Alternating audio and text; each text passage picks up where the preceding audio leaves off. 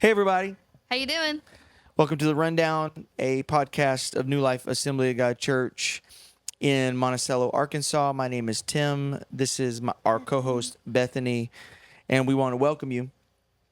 Thank you for joining us. Thank you for clicking play on this video, and make sure you subscribe to this channel, New Life for the City. Like it, share it, comment on it. We really would appreciate that your involvement in helping this platform grow, and so that it can help other people if it's helped you, if it's been a benefit to you. And so we want to continue our conversation that we've had for the last couple of weeks. This is episode 45. It is officially 45. And week 3 of Faith Under Construction, a conversation about Christian deconstruction. And so, does all construction lead to atheism? True or false? False. False. I would agree. Not all destruction leads to atheism. I don't think that's the case. I think that there is and can be healthy versus unhealthy deconstruction. Do you think that we in the church struggle with confusing or maybe conflating deconstruction as rebellion, as the term, there's a churchy term that we use called backsliding? Do you think that we think that's the same because we have questions? Yes, I think so. I think, or at least, deconstruction is a slippery slope that leads. Did you say a slippery? Yeah, I got you. Slippery slope. Yeah. Deconstruction is a slippery slope that leads to the others, I think. And because I think sometimes people view question, well, we've talked about this many times, but like that question, because questions are viewed as a bad thing. I think if you're questioning things, then you're questioning God, and then that again is the context of backsliding. And I could understand the if you're the loved one or you're the friend or whatever, that I could understand the fear of that. I think that as the loved one or the friend, family member, whatever, that is walking through the beginning of this process with somebody, I can understand the fear of that. Yeah. Because those questions, those honest questions, that are okay to ask. You can ask God those things, but it's hard to ask a Christian those things. Right. Especially if, say if you were raised one way and you're like, say for my instance, when I was deconstructing church and just some of those things, and just asking God questions of like, hey, was this okay or is this not okay? You know, those things. Those again are God questions. Yeah. You can't ask the people you came from, hey, are these things bad? Yeah. You know, because they're not gonna say, yeah. You know, Right. hey, that's probably not, because they may not be in the same place as you are. Right. You know, to even see some of those things. Now, there are special cases where I think, I'll just go ahead and dive into this example we talked about. I had a friend in college, and I had full disclosure to share this, by the way. She, one of my very best friends, still to this day, we were in Chi Alpha together, and she's born and raised in church, AG Church as well. And she just started having some questions, and they were God questions. And now, granted, sometimes we would talk about it. We would have late night conversations about these random questions, these random big questions about God and the world and all of those things. And we'd talk through it and talk about it, and it's cool. So those are the situations where like she found a trusted friend in me, and she could trust to ask me those questions. Right. And then if I didn't know, I'd be like, okay, let's just look at it together. You know, let's talk to God together. But she took some time off from, say, like participating in services and that kind of thing, and took the time to spend with the Lord. And I knew that it wasn't like, you know, sometimes people would say that, And other people are like, are they really though? Are they just avoiding me or don't want to come to service or whatever? No, she genuinely was like, I'm using that time to spend with the Lord. And over the course of like weeks, she got the answers she was looking for. Yeah. But she started with a true foundation, and her goal was to have her questions answered. It Right. wasn't to ask these ambiguous questions just to try to like To stump God. right, yeah, Yeah. exactly. And she wanted genuine answers. She got those. And at the culmination of all of that, I was able to rebaptize her. Oh, that's cool. And so one of probably the proudest moments of my life, in that like context, you know, it's such an incredible thing to get to do and like to see that process and that growth with her. And she's still following the Lord to this day. Yeah. And so, asking the questions was reconstruction for her. Yeah. And so I think when we started this off, the question of does all deconstruction lead to atheism? It's a big no, Yeah. and it's always a choice. I think with your friend's example, what we see is a healthy deconstruction versus a unhealthy deconstruction. Unhealthy deconstruction is, I think, it begins with a rejection of God. And then it goes through the process of validating the rejection. Yeah. And we talked about there's all kinds of reasons why we rejected God. We rejected God because of a tragedy or trauma or people, betrayal, disappointment, church, family, whatever brought you to a conclusion to reject God. And then you going about trying to figure out ways to frankly feel better about rejecting him. Right. That's unhealthy. Because what you didn't do, like your friend's example, was you started with God. You started with him and him alone. And your friend needed to take a break from the college ministry that y'all were participating in just because you wanted. I needed some. She probably just needed some silence in her life and some solitude, and needed some time to get answers. But she was also willing to. It sounds like, I don't know. You didn't say this, but it sounds like she was willing to take whatever time was necessary. Yeah, absolutely. So she didn't give God these parameters of you need to prove whatever I'm asking of you by this, by day. whatever. No, not at all. She was committing to, I've got these issues, questions, doubts.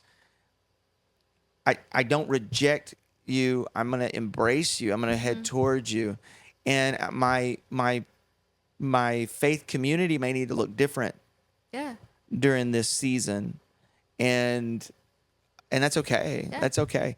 And it led her back to an intimacy. And then in that intimacy, God revealed what he needed to reveal to her. And that is a healthy deconstruction. I think deconstruction of a Christian faith is only healthy if it leads you back to who Christ is and who he's supposed to be in your life. And so, I don't think there is a healthy deconstruction that leads you away from him. It's just destruction. Yeah. Well, because then what happens if you tear all of these things down, if you deconstruct with no intent to reconstruct, you're just left with a destroyed house.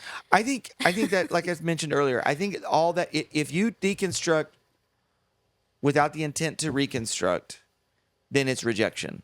Yeah. And it I don't even know if the term deconstruction would ultimately apply to that, because what are you Yeah. living in if you've not rebuilt anything of Right. substance? And I think, and that also could be, again, the slippery slope of maybe that was never, is that the intent once you start?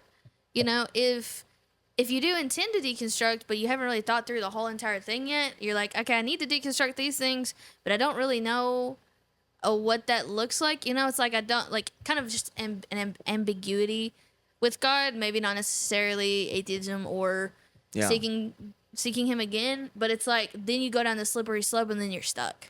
I think And that could be maybe like a third section. Yeah. I don't know. That doesn't we hadn't talked about. I don't know. the well, you I think it always begins with questions, doubt, that maybe what I, in my limited experience with folks that have dealt with this, it does begin with those questions come out of a criticism of something. Usually. And so I think to be able to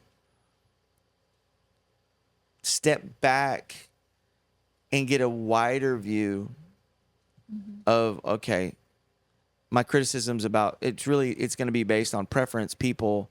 It's going to be based on policy. It's going to be based on a procedure. It's going to be based somehow around the framework of people and church. And you're going to have to, I guess let's talk about rebuilding. Right. What we're going to have to do or encourage you to do is divorce people, policy, and structure with who God is and begin there. And that is because we got to rebuild. Yeah. Because And as the church, that should be the first encouragement, I guess, from us to those deconstructing is like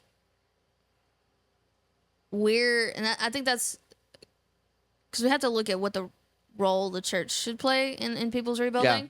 Yeah. And so I think it'd be such a healthy place to be in to be the ones to separate and say, hey, God is not the one that hurt you. And so let's start there,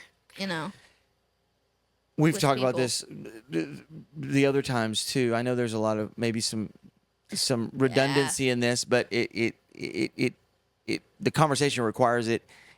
The question for your loved one, or if you're walking through this deconstruction, is what is the foundation, and help reestablish that or answer that question.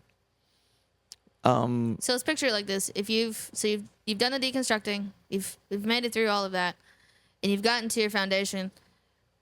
What do we think that should look like? Like, what are the next steps once you have deconstructed? So is it like an examination of a foundation? So it's like, okay, what are these foundational things in my life?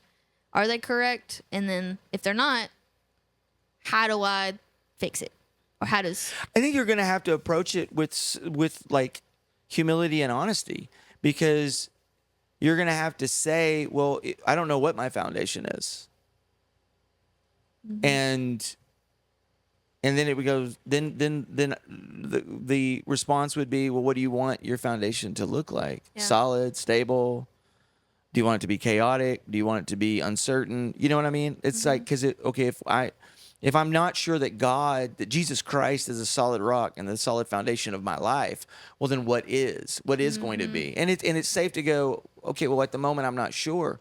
Well, what do you want it to be? Yeah. You want it to be safe. You want it to be structured. You want it to be stable, right?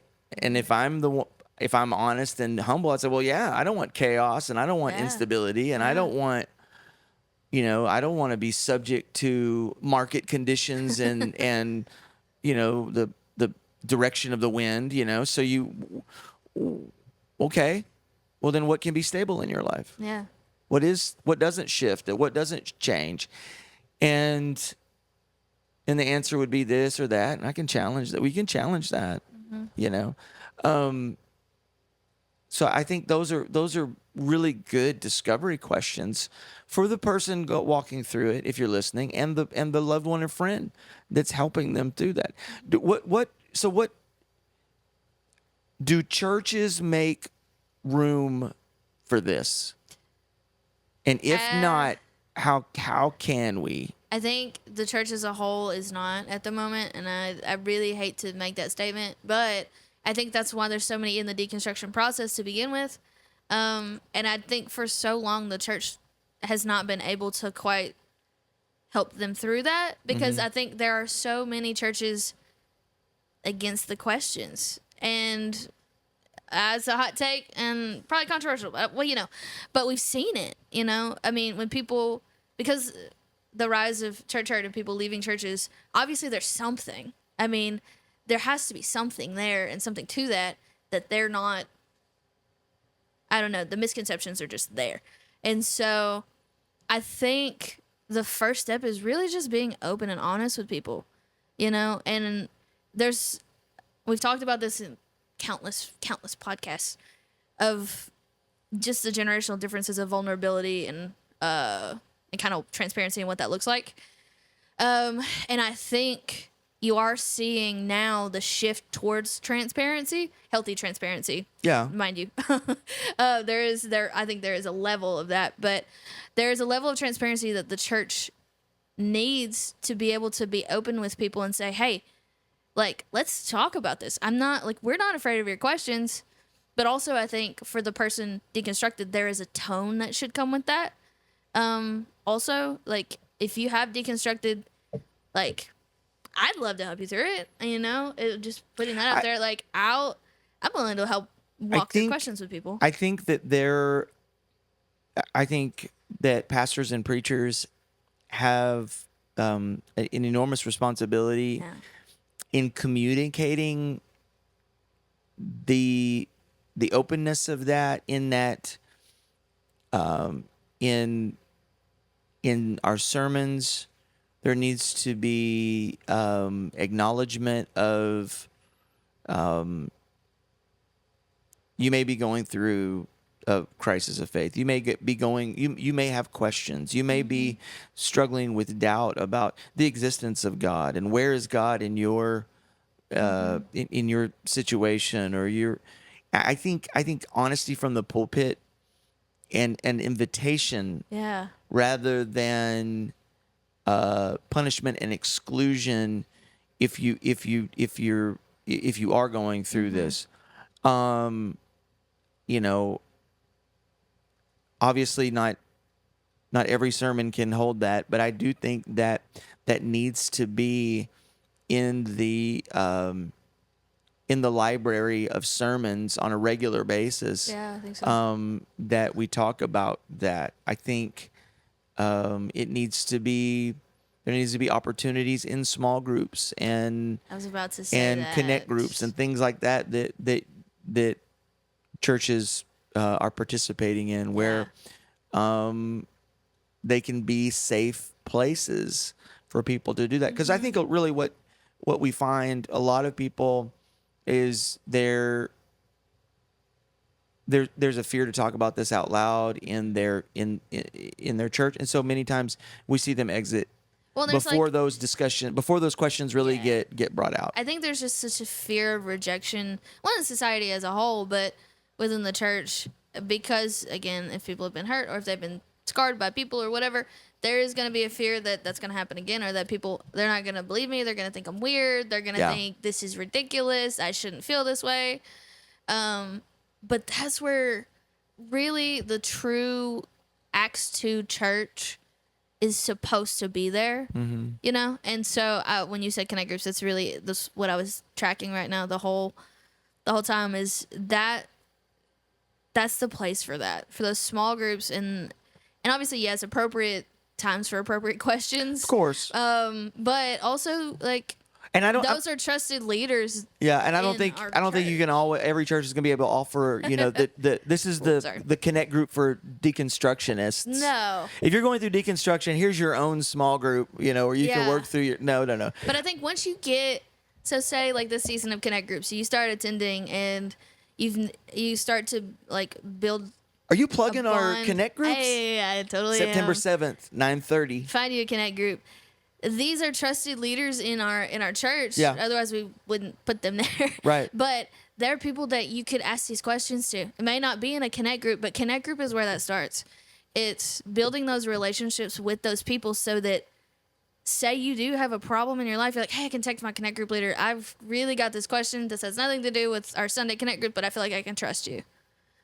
I think you need a church family, a faith community, which is also a church that is honest, that carries the word of God with boldness, and unashamedly offers truth, Yeah. but is a grace-filled, I love this, our notes, grace-filled, safe environment to be able to have these kind of discussions. Yeah. I meet with a group of men on Thursday mornings. There's usually 8 to 10 of us. 6 And a.m. at 6 a.m. and we have conversations about difficult things. Yeah. And there's men that are in all different areas of their faith journey, and I know it's a great space for hard conversations. And if you don't have that in your life, then you're missing out on a significant component that you need to have, that you're designed to be a part of. Right. And that's a great first step or next step. If you're in the middle of this process, if you're going through this and you're wondering, where do I fit and where does God fit? And I just want you to be encouraged in that's, that you're not necessarily in a bad place. No. But I think you also kind of, in with that, like you're evaluating your church community, but also I would evaluate the people you surround yourself with. Even more so. And because if you can't ask these questions to the people that are in your trusted circle, then you need a different circle, I think. It's good. And you need people like the story, this is one of my favorite stories from the Bible. It is the story of friends literally ripping a roof off of this man's house because there was such a crowd around Jesus that they were desperate to get their friend to Jesus that they destroyed a man's house and lowered their friend through a roof because their faith was that strong for their friend. Yeah, it's good. Thankful to have incredible friends like that in my life, and even incredible friends at this church that would do the same. Sure. And so it breaks my heart to know that there are people that don't have that. I think that we need a community around us that is going to challenge, that's going to encourage, that's going to lift up. It's that you've got roof tearing friends, and because that's going to be so imperative for this journey that you're taking, and that's why these communities are so important. Couple final takeaways. Doubt isn't the enemy of faith. Dishonesty is one. That's such a powerful quote. So you got to be honest with yourself, honest with Yes. those around you that love you. And I want to close with this scripture, and it's Psalm 139, 23 and 24. It says, "Search me, O God, and know my heart. Try me and know my anxieties, and see if there's any wicked way in me, and lead me in the way of everlasting." And so that's the first place we start, is asking God to search me, try me.